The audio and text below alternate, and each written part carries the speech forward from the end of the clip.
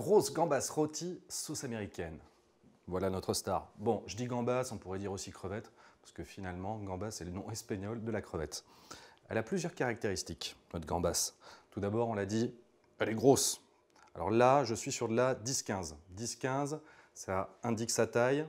En fait, ça indique plus précisément le nombre de pièces que vous avez au kilo. Autre élément, autre caractéristique, c'est une gambasse sauvage. Ça veut dire qu'elle est issue d'une pêche responsable qui respecte le cycle naturel de la crevette. Bon, également, c'est le plus important au niveau du goût, on va avoir une chair qui va être un peu plus ferme et surtout superbement iodée. On va pouvoir attaquer. Donc je vais les découper en deux. Donc pour ça, je les dépose sur ma planche et avec un couteau, en partant du dos, j'incise au niveau de la tête et ensuite tout le long du corps. Bon, la crevette, c'est également une source très bonne de protéines, puisqu'on en a à peu près 20 grammes pour 100 grammes, très peu de lipides, 1 gramme. Voilà, alors je découpe, mais sans aller complètement jusqu'au bout, de façon à ce qu'elle reste attachée. Et puis là, il va me rester deux petites étapes. La première, c'est d'enlever son intestin. J'enlève cet intestin parce que c'est son tube digestif. Ça apporte de l'amertume, donc c'est pas très agréable en bouche. J'enlève les petites parties un peu foncées là-haut. Voilà.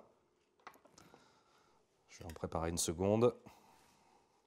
Je coupe en deux, tout le long du corps. On écarte. Donc je vais pouvoir maintenant installer toutes mes gambas sauvages sur une plaque de cuisson.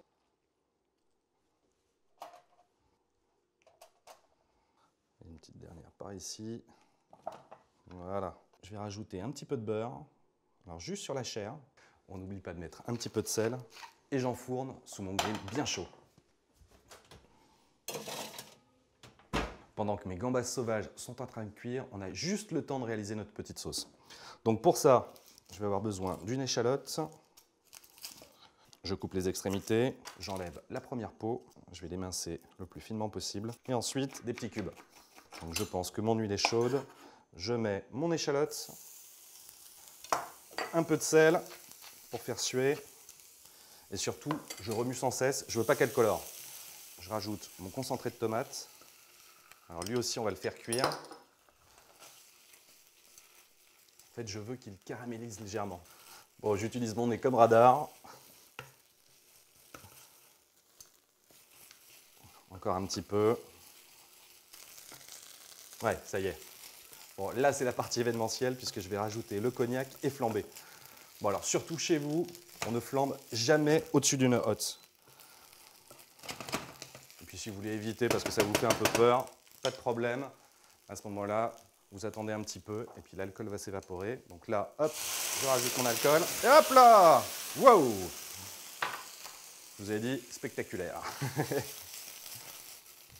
Bon, on a notre base de sauce, il nous reste notre mayonnaise. Donc il me faut un jaune d'œuf, une belle cuillerée à café de moutarde, un petit peu de poivre, un petit peu de sel. Et là, je commence à verser en filet tout doucement, tout en remuant. Alors moi, j'ai choisi de l'huile de pépin de raisin. Et voilà, une mayonnaise maison minute, parfaitement ferme. Je vais pouvoir rajouter mes tomates avec mes échalotes, mon cognac. On remélange. Ma sauce prend une belle couleur orangée. Et justement, dans la couleur, on va rajouter encore un peu plus de vie. J'ai ici du persil. Donc je vais l'effeuiller grossièrement. Et je coupe. Je peux rajouter ça à ma sauce. Et je mélange une dernière fois.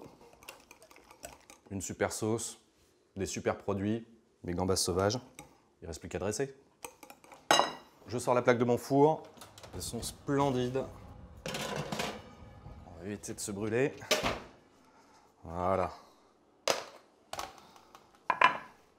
Donc je vais en installer sur mon assiette de présentation.